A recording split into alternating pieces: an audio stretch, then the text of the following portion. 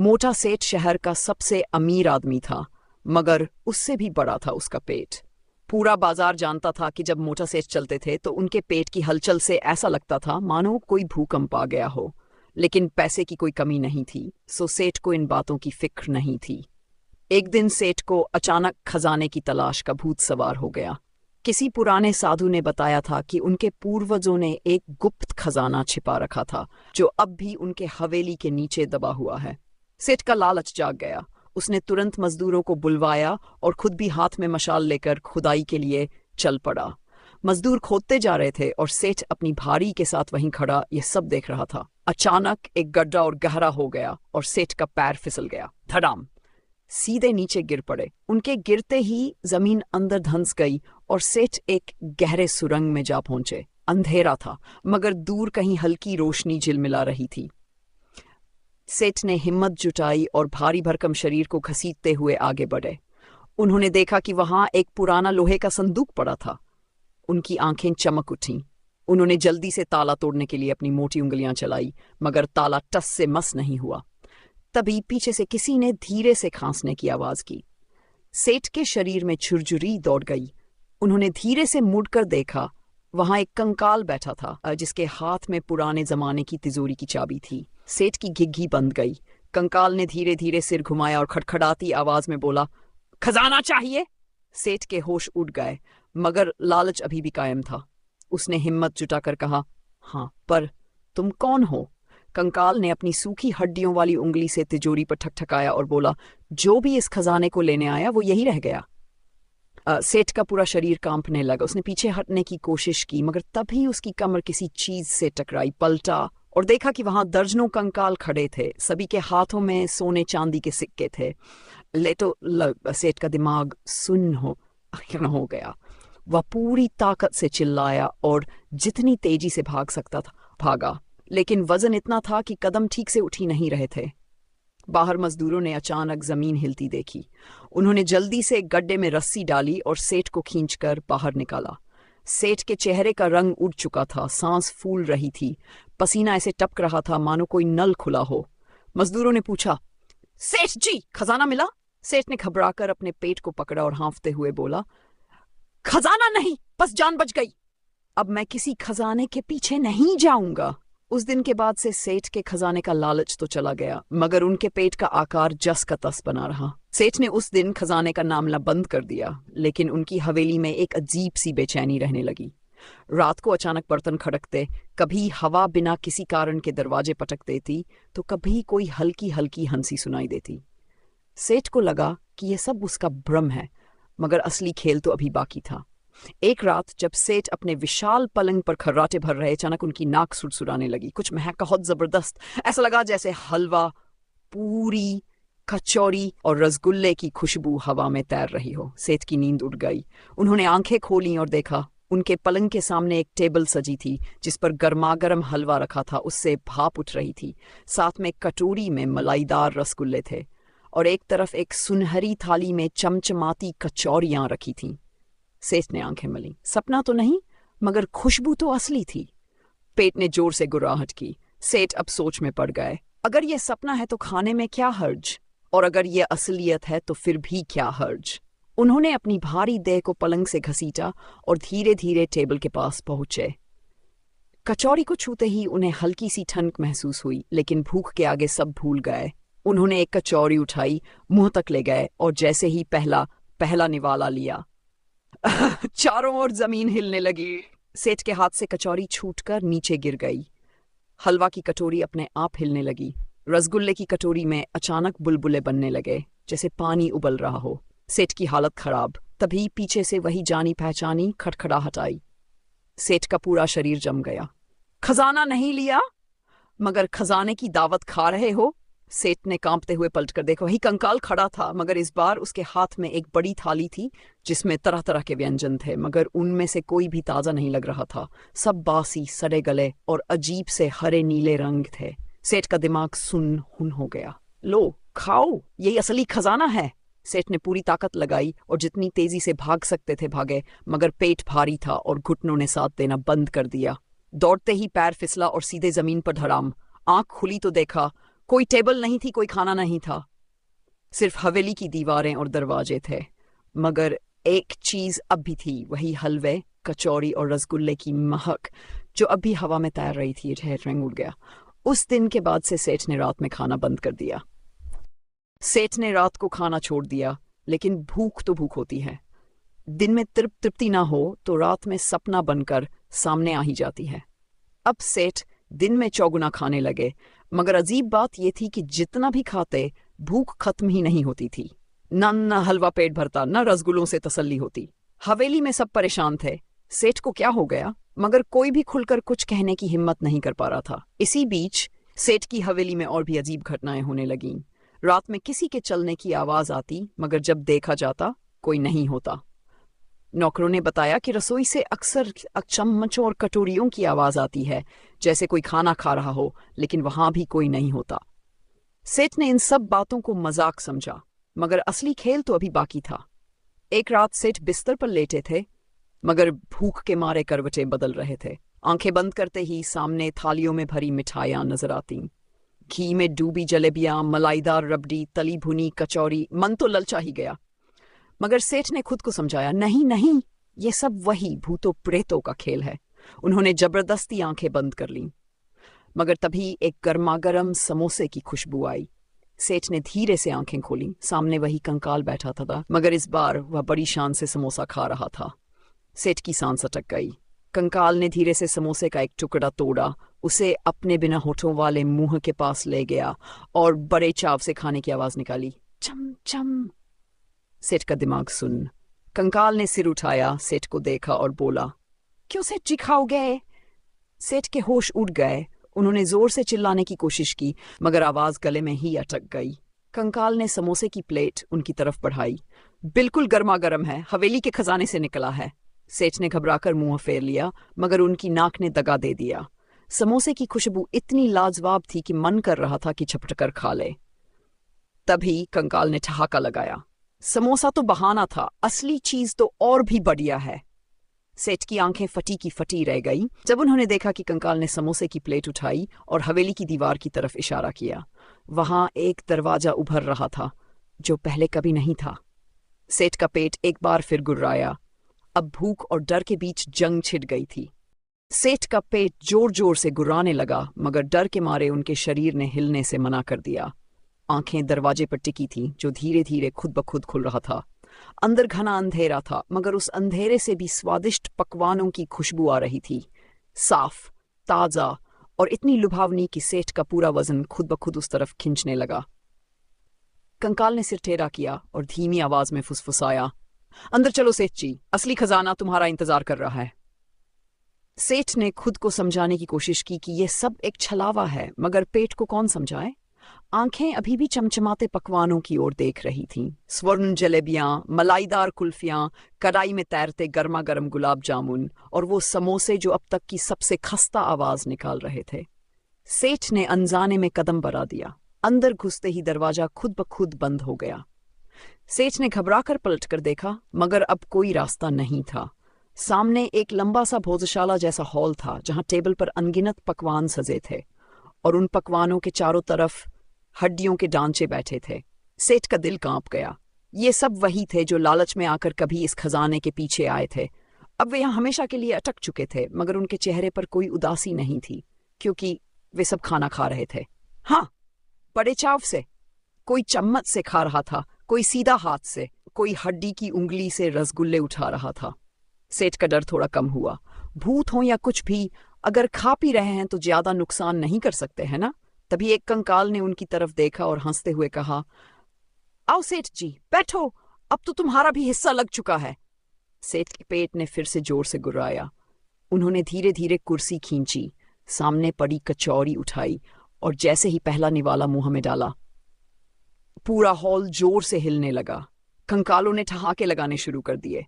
दरवाजे अपने आप बंद होने लगे। खाने की मेज जमीन में धंसने लगी और अचानक चारों तरफ अंधेरा छा गया। सेठ को सिर्फ एक ही चीज सुनाई दी, अपना पेट जो अब भी गुर्राने से बाज नहीं आ रहा था। और फिर सब कुछ शांत हो गया। अगली सुबह हवेली के नौकरों ने देखा कि सेठ अपने बिस्तर पर लेटे हुए थे, मगर उनका चेहरा सफेद पड़ चुका था। सेठ की आंखें खुली और उन्होंने सबसे पहला सवाल पूछा, नाश्ता बना कि नहीं? सेठ तो बच गए, मगर उस दिन के बाद से उन्होंने कभी खजाने का नाम नहीं लिया। और हाँ, खाने से भी डर लगने लगा था, मगर सिर्फ रात में। दिन में तो अभी पहले जितना ही खाते थे। सेठ अब दिन में चौगुना खाने लगे थे, लेकिन रात होते ही उनका हलक सूख जाता। हवेली में नौकर चाकर हैरान थे कि जो आदमी रात को उठ उठकर कचौरी और जलेबी चट कर जाता था, वह अब सूरज डलते ही कंबल में लिपट कर दुबक जाता था। आंखें बंद कर लेते तो सामने वही कंकाल दिखते जो हंसते हुए समोसे परोस रहे थे। खुली आंखों में सिर्फ छत थी, मगर कानों में अब भी वही आवाज गूंज रही थी, आओ सेठ जी, तुम्हारा हिस्सा तैयार है। सेठ ने झुंझलाकर करवट बदली। तभी कुछ सरसराने की आवाज आई। उन्होंने धीरे से आंख खोली, कुछ नहीं था। फिर एक धीमी हंसी सुनाई दी। सेठ का दिल तेजी से धड़कने लगा। आवाज पास आती जा रही थी और फिर एक हलवे से भरी कटोरी उनके पलंग के पास आकर खुद ब खुद रुक गई। सेठ का पूरा शरीर जम गया। हलवे से भाप उठ रही थी। उसके ऊपर बादाम पिस्ते की कतरन चमक रही थी। चम्मच भी वहीं रखा था, जैसे कोई कह रहा हो, लो खाओ। सेठ का गला सूखने लगा, मगर मन तो ललचा ही रहा था। क्या करें? तभी हलवे की कटोरी अपने आप जरा सी खिसकी, जैसे कोई इशारा कर रहा हो, खाओ सेठ जी, डर क्यों रहे हो? सेठ ने कांपते हाथों से चम्मच उठाया, हलवे का पहला कौर मुंह में डाला और तभी कमरे के सारे दरवाजे जोर से बंद हो गए। हवा ठंडी हो गई और अचानक बिस्तर के ठीक नीचे से धीमी धीमी आवाजें आने लगीं। सेठ की जान सूख गई। उन्होंने झटके से कटोरी फेंक दी और कंबल में मुंह छुपा लिया। अगली सुबह नौकरों ने देखा कि सेठ बिस्तर पर लेटे थे, मगर उनके हाथ में अब भी चम्मच था और फर्श पर हलवे की कटोरी गिरी हुई थी, मगर उसमें अब कुछ नहीं था। बस कटोरी के किनारे किसी ने अपने लंबे नुकीले नाखूनों से खरोंच के निशान बना रखे थे। सेठ ने उस दिन कसम खा ली कि अब वे रात में हलवे, समोसे, जलेबियों कुछ भी नहीं खाएंगे, चाहे भूख से जान ही क्यों न निकल जाए। मगर पेट को कसमों की भाषा कहाँ समझ आती थी? अगली ही रात सेठ करवटें बदलते रहे। पेट में ऐसी आग लगी थी कि मन कर रहा था कि किसी भी नौकर को उठाकर रसोई में भेज दें, मगर फिर वही डर, कहीं कटोरी फिर से अपने आप खिसकने न लगे। सेठ ने हिम्मत की, आंखें बंद की और सोने की कोशिश करने लगे। कमरे में कुछ अजीब सा होने लगा। पहले हल्की हल्की खुशबू आई, फिर दरवाजे पर किसी ने धीरे से दस्तक दी। सेठ ने हड़बड़ाकर आंख खोली। कमरा खाली था। दरवाजे की दरार से हल्की पीली रोशनी आ रही थी और उसके साथ ही घी चुपड़ी पराठों की खुशबू भी। सेठ ने सोचा, नहीं, ये सब दिमाग का खेल है, भूख के कारण बस ऐसा लग रहा है। लेकिन फिर दस्तक दोबारा हुई, इस बार जरा तेज। सेठ का कलेजा थक से रह गया। वे धीरे धीरे पलंग से उठे, कांपते हुए दरवाजे तक पहुंचे और जब दरवाजा खोला, सामने एक छोटी सी टेबल पर थाल रखा था जिसमें गर्मा गर्म पराठे और साथ में मलाई से भरा गिलास रखा था। सेठ का मुंह खुला का खुला रह गया। ये किसने रखा? नौकर तो सब अंदर थे। हवेली का दरवाजा अंदर से बंद था। सेठ ने चारों तरफ देखा, कोई नहीं था। हवेली की लंबी गलियारों में सिर्फ ठंडी हवा बह रही थी। पराठों की खुशबू और तेज हो गई। सेठ ने हलक सूखते हुए सोचा, अब क्या करे? खाना चाहिए या नहीं? तभी हल्की सी आवाज आई, खाओ सेठ जी, भूखे सोना अच्छी बात नहीं होती। सेठ का पूरा शरीर सुन। उन्होंने जोर से दरवाजा बंद किया, कंबल ओढ़ा और खुद को समझाने लगे, कोई कुछ नहीं था, कुछ नहीं था। लेकिन जब सुबह उठे तो देखा कि उनकी हथेली पर मलाई लगी हुई थी और उनके पलंग के पास वही पराठों वाली थाली रखी थी, लेकिन अब उसमें सिर्फ जले हुए टुकड़े बचे थे। सेठ की हालत अब अजीब होती जा रही थी। दिन में वे खूब खाते, मगर रात में कुछ भी खाने से डरने लगे थे। हवेली के नौकर भी अब कानाफूसी करने लगे थे कि जरूर कुछ गड़बड़ है, मगर कोई भी पूछने की हिम्मत नहीं कर रहा था। एक दिन सेठ ने सोचा कि अब बस, ये सब उनका वहम है। आखिर कौन सा भूत प्रेत पराठे, जलेबियां और मलाई के गिलास सजाकर परोसता है? ये जरूर उनके मन का डर है। उन्होंने ठान लिया कि इस बार वे इस रहस्य से पर्दा उठाकर ही रहेंगे। रात हुई, हवेली में सब सो गए। सेठ भी बिस्तर पर लेट गए, मगर इस बार उन्होंने आंखें बंद नहीं की। वे बस इंतजार करने लगे। धीरे धीरे रात गहरी होने लगी। सब कुछ शांत था, कोई दस्तक नहीं, कोई आवाज नहीं। सेठ ने चैन की सांस ली, आज तो कुछ नहीं हुआ। मगर तभी कमरे के कोने से एक धीमा खर्राटे लेने की आवाज आई। सेठ का शरीर सुन। उन्होंने धीरे धीरे गर्दन घुमाई और देखा, कोने में एक कुर्सी पड़ी थी और उस पर कोई बैठा था। सेठ की आंखें चौड़ी हो गई। वह कोई और नहीं बल्कि खुद सेठ ही थे। वही गोल-मटोल शरीर, वही रेशमी कुर्ता, वही तोंद और वही गले में सोने की मोटी चेन। मगर ये कैसे हो सकता है? सेठ का दूसरा रूप चैन से कुर्सी पर बैठा था और जोर जोर से खर्राटे भर रहा था। सेठ की आवाज गले में अटक गई। तभी वह दूसरा सेठ अचानक उठा, जम्हाई ली और बोला, अरे बहुत देर हो गई, अब खाने का टाइम हो गया। सेठ के सामने ही वह कुर्सी से उठा, आराम से आगे बढ़ा और दरवाजे की तरफ बढ़ गया। सेठ के पैरों तले जमीन खिसक गई। उन्होंने हिम्मत करके पूछा, कौन हो तुम? दूसरा सेठ पलटा, मुस्कुराया और बोला, अरे मैं वही सेठ हूं जो रात को खाता था, और तुम वो हो जिसने खाना छोड़ दिया। अब जब तुम नहीं खाओगे तो मुझे तो खाना ही पड़ेगा ना। सेठ का पूरा शरीर कांपने लगा। दूसरा सेठ दरवाजा खोलकर बाहर चला गया और तभी हवेली के पूरे गलियारों में हलवे की खुशबू फैल गई। सेठ का गला सूखने लगा। उन्होंने उठकर पीछे जाना चाहा, मगर टांगें कांपने लगीं। सामने दरवाजे से उनका दूसरा रूप बाहर जा चुका था, मगर हलवे की मीठी गरम गरम खुशबू हवेली में चारों तरफ फैलती जा रही थी। सेठ ने हिम्मत जुटाई और धीरे धीरे दरवाजे की ओर बढ़े। बाहर का गलियारा सुनसान था, मगर दूर रसोई में हल्की रोशनी दिख रही थी। सेठ के दिल की धड़कन तेज हो गई। रसोई से किसी के बर्तन उठाने की आवाज आ रही थी। सेठ ने कोने से झांक कर देखा और उनके पैरों तले जमीन खिसक गई। उनका दूसरा रूप वहां बैठा था, मजे से हलवा खा रहा था। सेठ की आंखें फटी की फटी रह गईं। चमचमाते कटोरे में मलाईदार हलवा रखा था और वह चम्मच से खा खा कर गहरी संतोष भरी आहें भर रहा था। सेठ ने गला साफ किया और कांपती आवाज में बोले, तू कौन है? दूसरा सेठ मुस्कुराया, चम्मच को हलवे में घुमाया और बोला, मैं वही हूं जो हमेशा रात को खाता था, मगर जब से तूने खाना छोड़ा मुझे खुद आकर खाना पड़ रहा है। सेठ की गिग्गी बंद गई। अब क्या होगा? दूसरा सेठ हंसा, कुछ नहीं, बस अगर तूने दोबारा खाना शुरू नहीं किया तो मैं तेरी जगह ले लूंगा। फिर दिन में भी मैं खाऊंगा, रात में भी मैं खाऊंगा, और तू? सेठ का पूरा शरीर सुन्न हो गया। तू क्या करेगा? तू बस देखता रहेगा। सेठ का गला सूखने लगा। दूसरा सेठ मुस्कुराया, चम्मच उठाया और हलवे का एक बड़ा कौर मुंह में डालकर बोला, पता खाएगा या अपनी हवेली से भी हाथ धो बैठेगा? सेठ ने हलवे की कटोरी की ओर देखा। उसमें से भाप उठ रही थी और उसी भाप में धीरे धीरे सेठ का चेहरा गायब होता जा रहा था। सेठ के पैरों में मानो जान ही नहीं बची थी। हलवे की कटोरी से उठती भाप में उनका ही चेहरा धीरे धीरे घुल रहा था और दूसरी ओर उनका दूसरा रूप मजे से हलवे के कौर गटक रहा था। सेठ की समझ में कुछ नहीं आ रहा था कि वे क्या करें। भागें, चिल्लाएं, या फिर खुद भी हलवे का कौर मुंह में डाल ले। तभी दूसरा सेठ चम्मच से कटोरी खटखटाते हुए बोला, अरे इतना मत सोच, खा ले, वरना धीरे धीरे तेरा वजूद ही मिट जाएगा। सेठ ने कांपते हाथों से अपने गले को छुआ। उन्हें सच में लगा कि उनका शरीर हल्का होता जा रहा है। नहीं, ये सब सपना है।